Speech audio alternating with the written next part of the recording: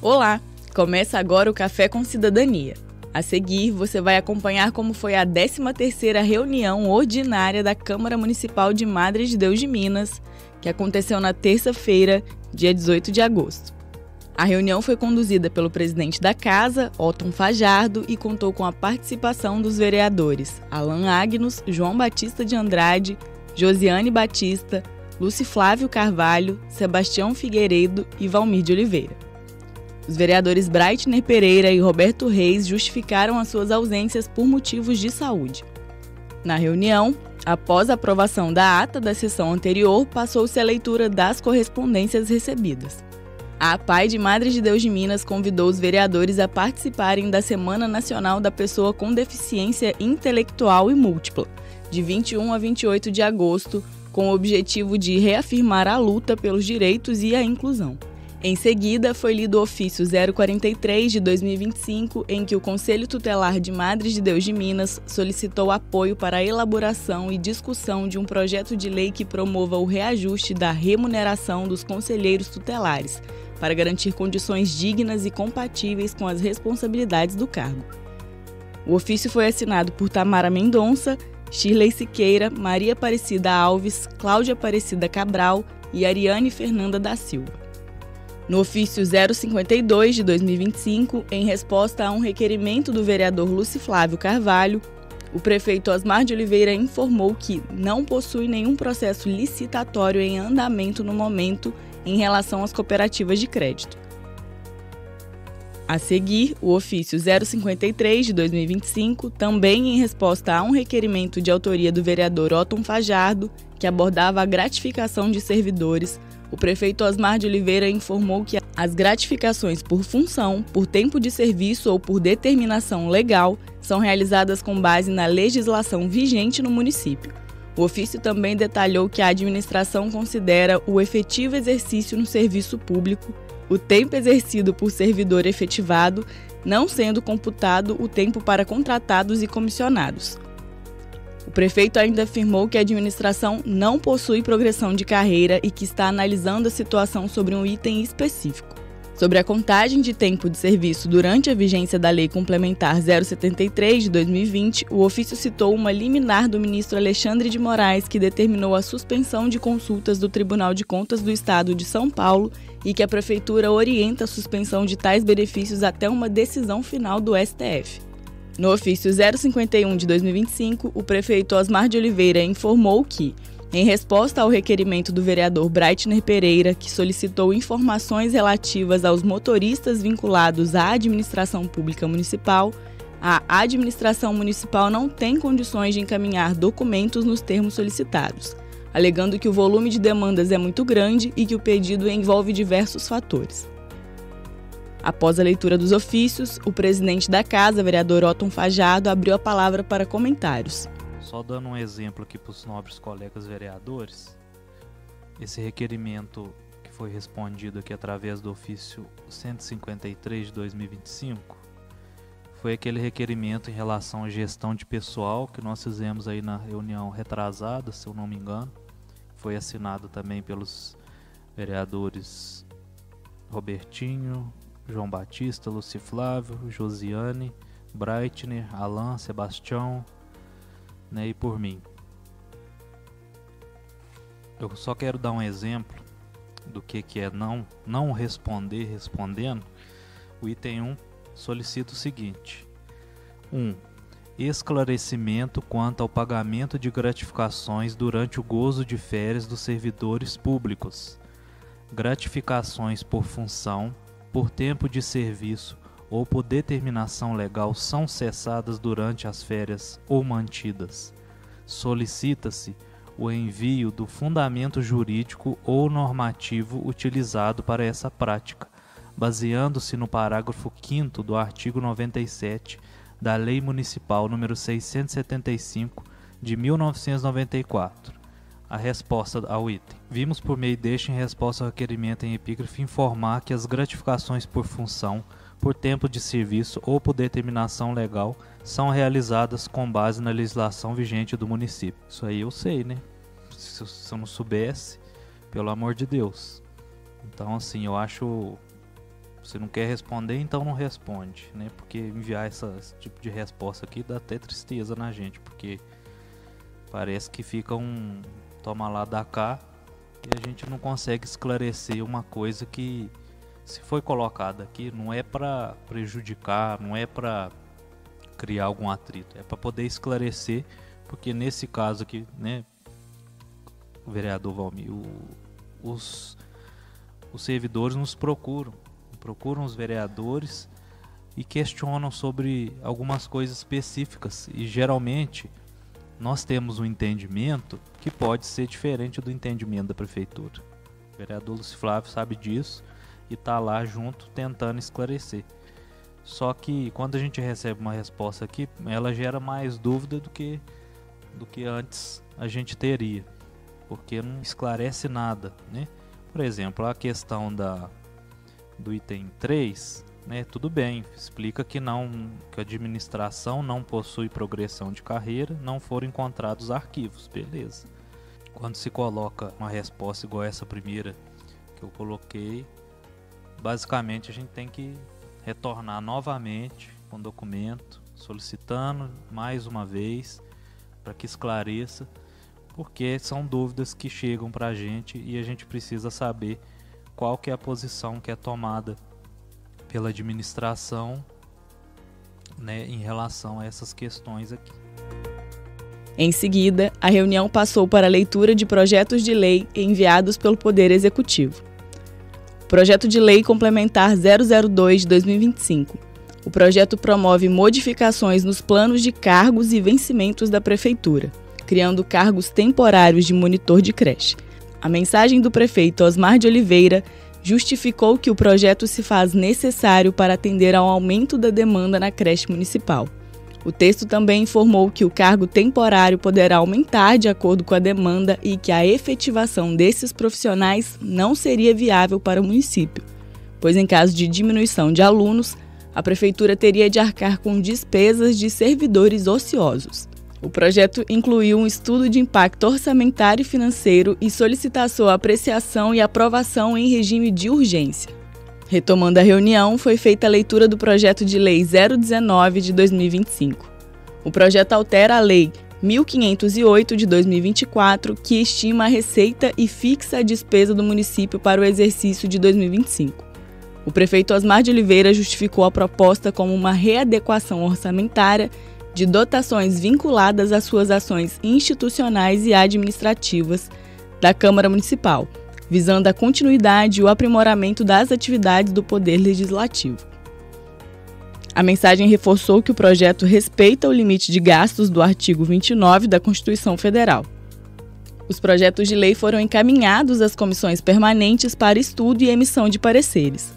Dando continuidade à reunião, a secretária leu o projeto de resolução 006 de 2025, que aprova o orçamento da Câmara Municipal para o exercício de 2026, estimado em R$ 2.300.000. O projeto foi encaminhado à Comissão de Finanças, Tributação, Orçamento e Tomada de Contas. Em seguida, foi lido o parecer favorável das comissões permanentes ao projeto de lei 018 de 2025, de autoria da vereadora Josiane Aparecida dos Santos Batista, que institui o Programa de Cooperação e o Código Sinal Vermelho contra a Violência. O parecer conclui que a proposta está em conformidade com a legislação e é passível de deliberação e aprovação. A secretária também leu a mensagem de veto 016 de 2025, na qual o prefeito Osmar de Oliveira veta parcialmente a proposição de lei 016 de 2025, que trata das diretrizes para a lei orçamentária de 2026. As razões do veto alegam contrariedade ao interesse público e inconstitucionalidade. Para analisar o veto, o presidente nomeou uma comissão especial composta pelos vereadores Valmir de Oliveira Santos, Breitner Batista do Nascimento Pereira, João Batista de Andrade, Roberto Reis de Oliveira e Sebastião Antônio de Figueiredo. Logo após, a tribuna livre foi ocupada pelo contador Humberto Teixeira Duarte Rabelo, que fez sua explanação sobre as questões técnicas contábeis do veto. Eu vou ser nobre, vou ser breve, tá? Não vou tomar muito tempo de vocês. O veto tem muita coisa jurídica, que está bem explícito lá. Eu não vou entrar nesse termo jurídico, não é minha área, eu sou contador. Eu faço assessoria contábil na cidade de Madre Deus. Sou técnico, não sou político. Então eu vim aqui, o que mais preocupou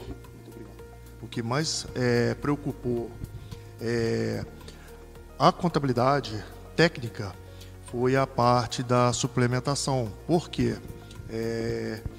Aos anos, essa lei de LDO, LOA e o PPA, eles são elaborados de acordo com orientações do Tribunal de Contas, de acordo com alguns pareceres, alguns termos técnicos, e nós vamos acatando e modificando ele conforme os anos vão se passando, e de acordo com as orientações do Tribunal, nós vamos fazendo algumas modificações. Tá? E uma das orientações sempre foi prevista, sempre foi citada essas orientações, desde lá do início da LDO e da LOA, que todo o processo seja, mesmo sendo 3 leis distintas, elas sejam iguais. O que está citado em uma, que cite na outra, para dar transparência, para dar ênfase e tudo mais. Tá? Então, quando a gente vê um caso da parte da suplementação, isso assusta muita gente. Por que assusta? Se a gente trabalhar no município sem poder fazer qualquer tipo de suplementação, a gente depender da Câmara para a gente fazer suplementações, como um crédito suplementar, a gente acaba engessando o município em situações que tenha situações urgentes. Eu vou dar, por exemplo, alguns exemplos aqui.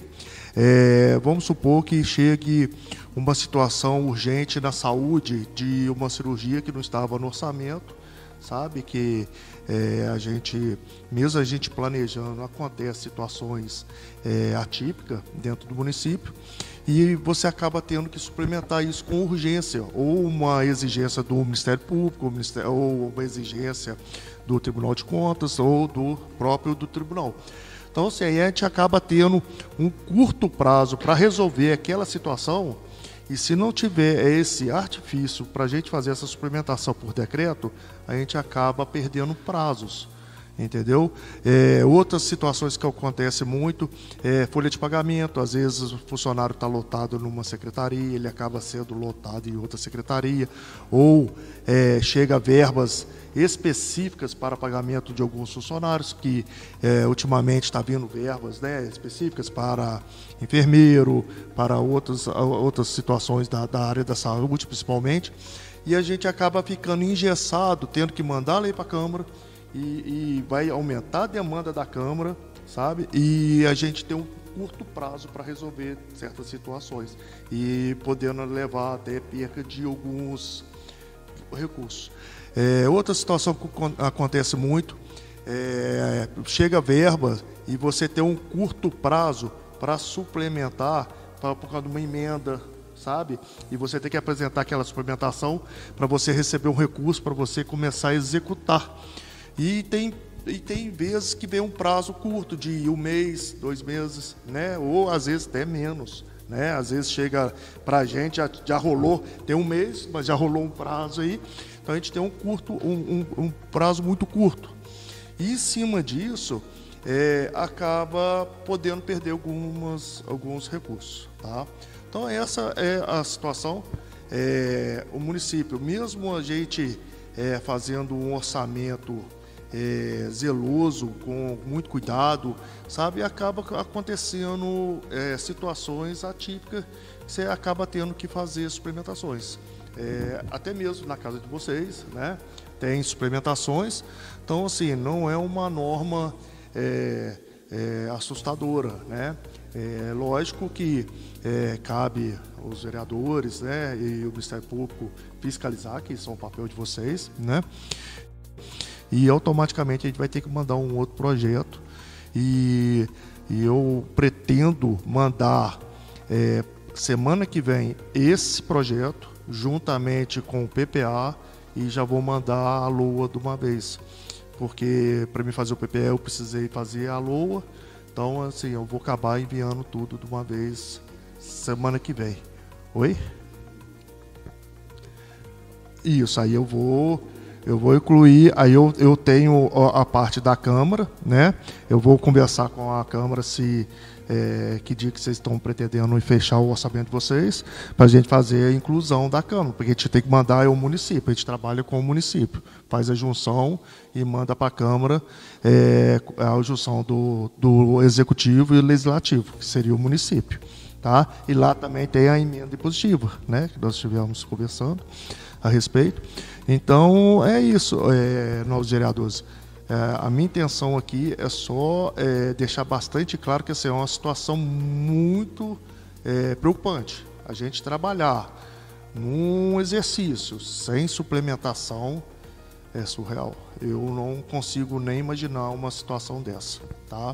Não consigo. Tanto é que qualquer setor público ele precisa de uma gordurinha ali para estar movimentando e fazendo as suas necessidades ali cotidianas que seria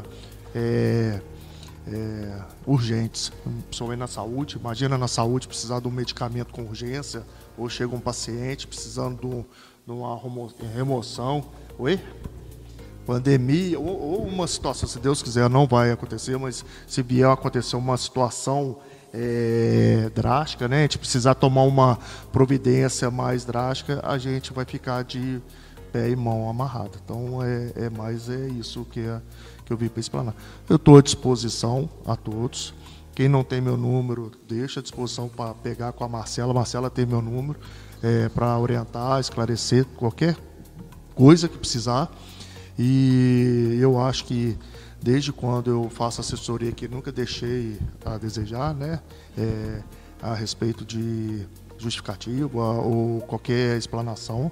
E estou à disposição da casa, tá? O que precisar de mim e da minha empresa, nós estamos à disposição. Na ordem do dia, o parecer das comissões ao projeto de lei 018 de 2025 do Código Sinal Vermelho foi aprovado por 6 votos a 0. O projeto, então, foi colocado em discussão. Primeiramente, eu quero agradecer à mesa diretora, o Otto, como nosso presidente, Valmir Vice, por ter concedido aí a sequência desse projeto para as demais comissões e junto com meus colegas vereadores, meus nobres colegas.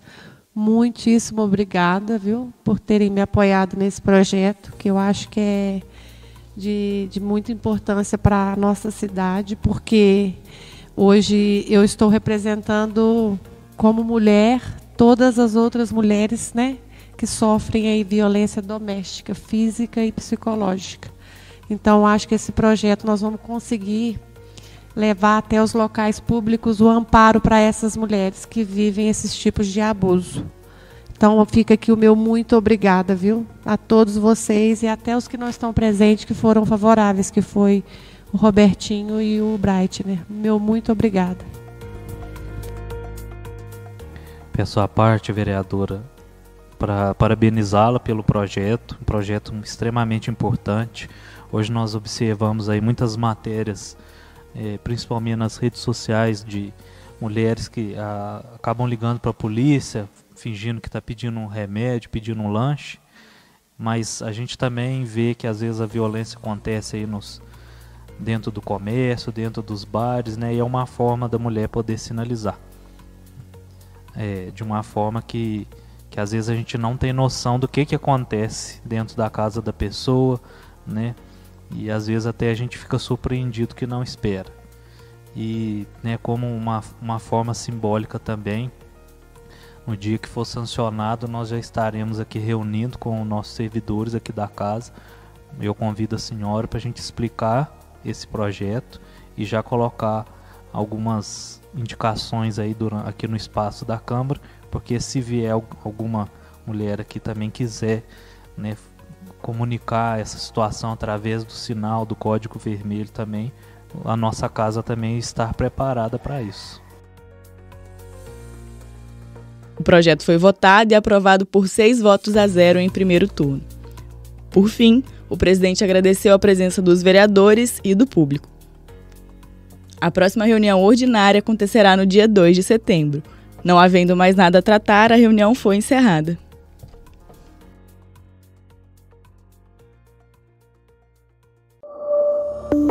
Câmara Municipal de Madre de Deus de Minas.